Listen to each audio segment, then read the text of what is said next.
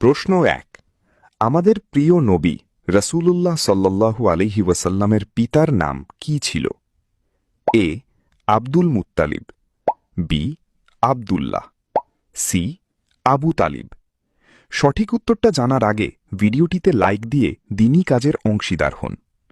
সঠিক উত্তর বি আব্দুল্লাহ। নবীজি সাল্লাল্লাহু আলাইহি ওয়াসাল্লামের জন্মের আগেই তার পিতা আব্দুল্লাহ ইন্তেকাল করেন।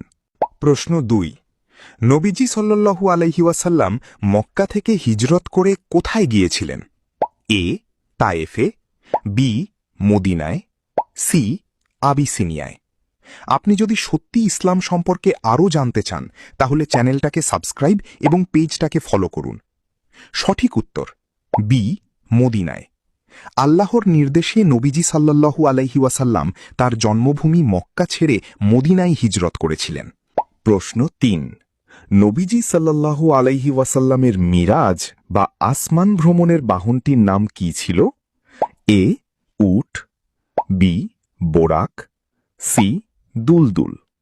উত্তরটি জানার আগে ভিডিওটি শেয়ার করুন।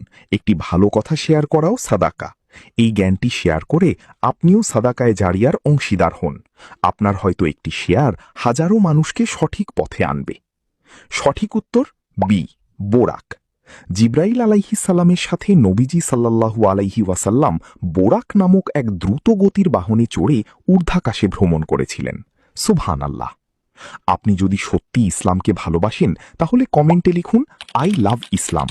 আপনি কয়টি প্রশ্নের উত্তর দিতে পেরেছেন কমেন্টে জানাবেন।